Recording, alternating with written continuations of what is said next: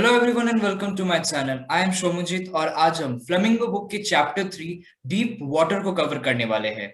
और इस स्टोरी के ऑथर है विलियम ओ डॉगलस। ये story basically of man and mountain जो कि विलियम ओ डॉगलस द्वारा लिखी गई थी, वहीं से ली गई है और ये एक ऑटोबायोग्राफी है हमारे नरेटर की।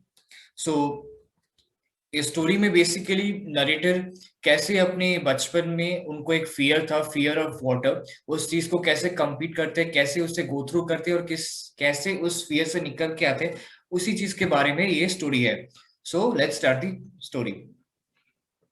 It had happened when I was 10 or 11-year old. I had decided to learn to swim. There was a pool at the YMCA in Yakima that offered exactly the opportunity. The Yakima River was treacherous. Mother continually warned against it and kept fresh in my mind the details of each drowning in the river. But the YMCA pool was safe. It was only 2 or 3 feet deep at the shallow end, and while it was 9 feet deep at the other, the drop was gradual. Story की शुरुआत होती है और author हमें कहते हैं कि बचपन में जब वो 10 या 11 साल के थे तब उन्हें स्विमिंग सीखना था। अब स्विमिंग उनके पास में बस वाईएमसी पूल के वहां पे सिखाया जाता था, तो वहां पे एक अपॉर्चुनिटी था सीखने का, जो कि याकिमा रिवर के पास में था। और वाईएमसी का फुल फॉर्म है young man Christian church association. उतना ज्यादा इंपॉर्टेंट नहीं है, फिर भी एक नॉलेज के लिए याद रखना। तो हमेशा उनकी मदर जो है वार्न करती थी कि याकिमा रिवर जो है, याकिमा रिवर एक्चुअली बहुत ही डेंजरस था, बहुत ही डीप था। तो हमेशा उसे वार्न करती थी, उसे अलर्ट करती थी कि वहां पे मतलब मत जाना। लेकिन कंपैरेटिवली जो वाईएमसी का पूल था वो सेफ था, क्योंकि वहां पे वो एक मतलब 3 to 2 feet डीप था, तो वो सेफ था। I got a pair of water wings and went to the pool. I hated to walk naked into it. Shows my skinny legs, but I subdued my pride and did it. So author कहते हैं कि उन्होंने एक swimming probably एक swimming costume लिया, क्योंकि उन्हें naked जाना अच्छा नहीं लगता था। नेकेड इन द सेंस मतलब सिर्फ शॉर्ट्स में जाना अच्छा नहीं लगता था, क्योंकि बहुत ही दुबले पतले थे, तो उन्हें वो दुबले पतले पैर वगैरह दिखाने में मतलब शर्म आता था, तो वो नहीं चाहते थे कि, तो इसलिए उन्होंने एक स्विमिंग कॉस्ट्यूम खरीदा।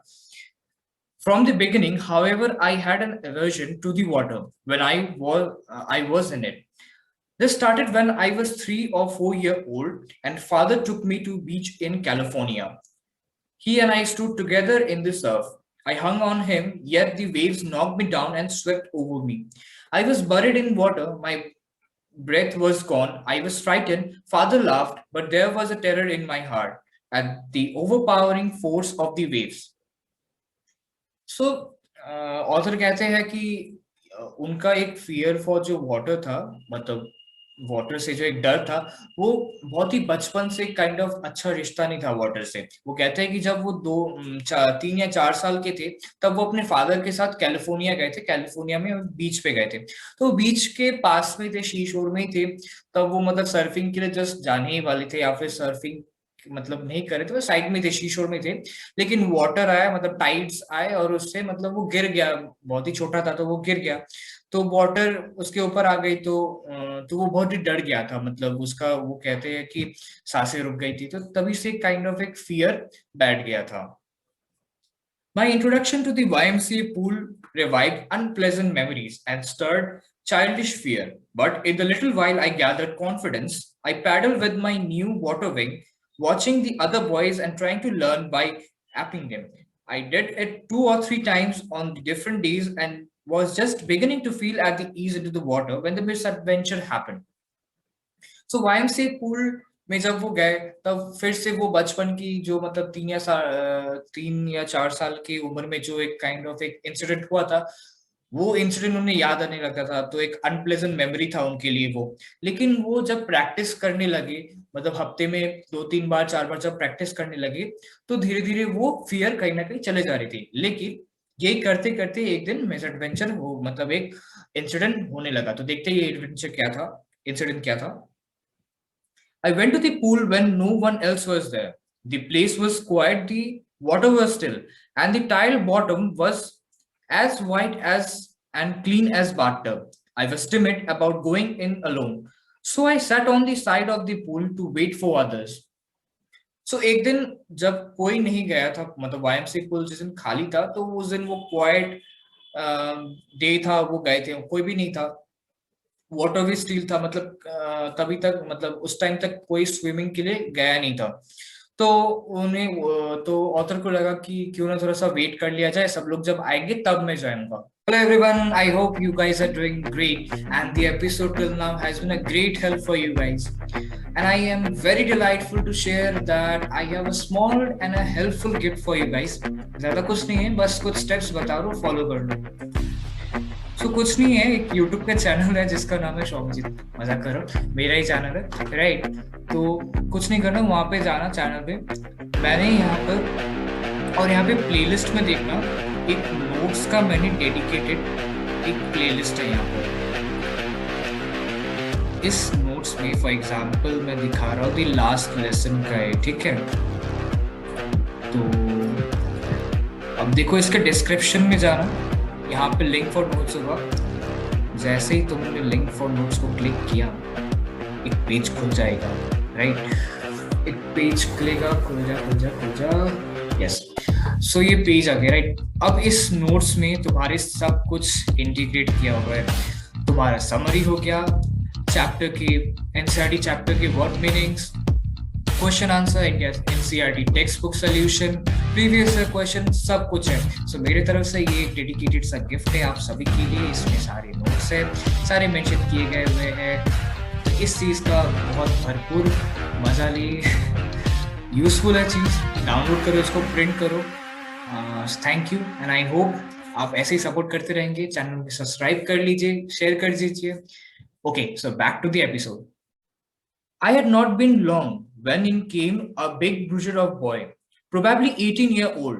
He had thick hair on his chest. He was a beautiful physical specimen with legs and arms that showed rippling muscles. He yelled, "Hi, skinny. How do you do? How would you like to be ducked?" With that, he picked me up and tossed me into the deep end. I landed in a sitting position, swallowed water, and went at once to the bottom. I was frightened, but not yet frightened out of my wits.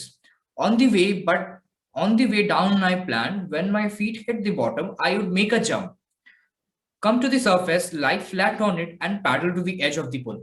So, जैसा कि पिछले वाले paragraph में हमने कहा कि एक दिन जब बहुत ही शांत सा दिन था, कोई भी नहीं था, तो उस दिन वो गए थे, तो वो वेट कर रहे थे। तभी एक 18 ईयर ओल्ड का एक लड़का, बड़ा लड़का, उससे एल्डर था, तो वो आया। तो वो क्या किया, मतलब वो बहुत ही अच्छा फिजिक का था, अच्छा खासा मसल वगैरह था। तो उसने डगलस को उठाया और पानी में फेंक दिया। लेकिन ऑथर कहते हैं कि मैं तभी फ्राइटन नहीं हुआ था, जब मैं नीचे जा रहा था पानी में, तब मैंने प्लान कर लिया था कि मैं ऊपर कैसे आऊंगा। वो कहते हैं कि जैसे ही मैं बॉटम में पहुंचूंगा, तो मैं हिट करूंगा बॉटम को लेग से, जिसके फोर्स से मैं ऊपर आ जाऊंगा। It seemed a long way down. Those 9 feet were more like 90. And before I touched bottom, my lungs were ready to burst. But when my feet hit bottom, I summoned all my strength and made what I thought was a great spring upward. I imagined I would bob to surface like a cock. Instead, I came up slowly. I opened my eyes and saw nothing but water that had a dirty yellow tinge to it. I grew panically. I reached up to as it to grab a rope, and my hands clutched to only at bottom. I was suffocating. I tried to yell, but no sound came out. Then my eyes and nose came out of the water, but not my mouth. सब author कहते हैं कि कहना तो easy था, plan करना easy था, लेकिन वो जो 9 फीट का गहराई था, वो 90 फीट जैसा फील होने लगा था। क्योंकि उन्हें प्रैक्टिस नहीं था उतना, वो अपनी सांसों को रोक नहीं पा रहे थे। वो ये भी डिस्क्राइब करते कि वो उनके लंग्स मतलब रेडी टू बर्स्ट थे, मतलब वो कंडीशन में था। फिर भी उन्होंने हार नहीं माना, वो अपने प्लान से स्टिक रहे। वो कह रहे हैं कि वो जब लास्ट में मतलब नीचे पहुंचते हैं, तो वो अपना प्लान को एग्जीक्यूट करने का कोशिश करते हैं, लेकिन फिर भी बहुत ही सफोकेटिंग था पानी के अंदर। और वहां पर कोई मतलब कोई भी साउंड नहीं आ रहा था, बहुत ही येलोइश दिख रहा था सब कुछ, right.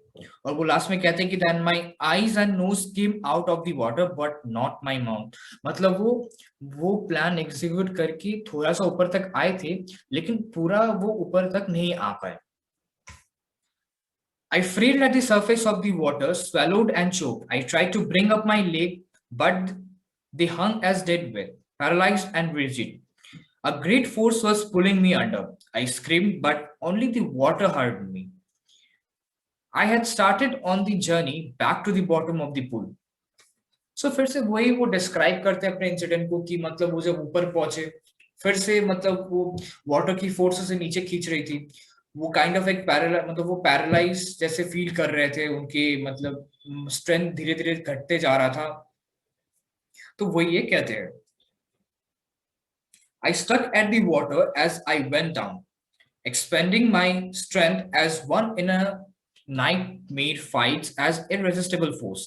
I had lost all my breath, my lungs ached, my head throbbed, I was getting dizzy. But I remember the strategy. I would spring from the bottom of the pool and come like a cock to the surface. I would lie flat on the water, strike out with my arm, and thrash with my leg. Then I would get to the edge of the pool and be safe. I went down, down endlessly. I opened my eyes, nothing but water with a yellow glow. Dark water that one could not see through. So narrator अभी भी अपने plan के साथ stick है वो कहते हैं कि मैं हार नहीं मानूंगा मैं नीचे जाऊंगा फिर से वो अपना प्लान एग्जीक्यूट करूंगा लेकिन धीरे धीरे जैसा कि मैंने कहा कि वो डीजे फिल करना स्टार्ट कर दिए थे अब उनमें वो स्ट्रेंथ नहीं थी वो इनहेल करना वो एयर इनहेल करना चाहते थे उनके लंग्स में उनके लंग्स दुख रहे थे मतलब बहुत ही पेन हो रहे थे लंग्स में वो कह रहे थे और वो ये भी कह रहे थे कि विजिबिलिटी बहुत ही खराब था मतलब पूल के नीचे कुछ दिख नहीं रहा था मतलब पूरा येलोइश काइंड ऑफ उन्हें नजर आ रहा था and then sheer struck terror me seized terror that knows no understanding terror that knows no control terror that no one can understand who has not experienced it. I was shrieking underwater. I was paralyzed underwater, stiff, rigid with fear. Even the screams in my throat were frozen. Only my heart and the pounding in my head said that I was alive. So अब एकदम ultimate आ गया मतलब ultimate time आ गया था कि वो मतलब अब कंट्रोल नहीं कर पा रहे थे अपने वो अपने बॉडी के ऊपर से मतलब अपने स्ट्रेंथ से अपना कंट्रोल खो रहे थे वो धीरे धीरे नीचे जा रहे थे वो ऊपर नहीं आ पा रहे थे जो प्लान वो एग्जीक्यूट करना चाहते थे वो नहीं कर पा रहे थे वो कह रहे थे कि मैं इतना जोर जोर से चिल्लाने की कोशिश कर रहा था लेकिन मेरी आवाज सिर्फ मैं ही शायद सुन पा रहा था और उनकी जो हार्ट बीट थी और जो सिर में हो रही दर्द वही शायद एक इंडिकेशन थी कि वो अभी तक जिंदा बचे हुए थे and then in the midst of the terror came a touch of reason. I must remember to jump when I hit the bottom. At at last I felt the tiles under me. My toes reached out as if to grab them. I jumped with everything I had, but the jump made no difference. The water was still around me. I looked for ropes, ladders, water wings, nothing but water. A mass of yellow water held me. Stark terror took an even deeper hold on me. Like a great charge of electricity, I shook and trembled with fright. My arms wouldn't move, my legs wouldn't move.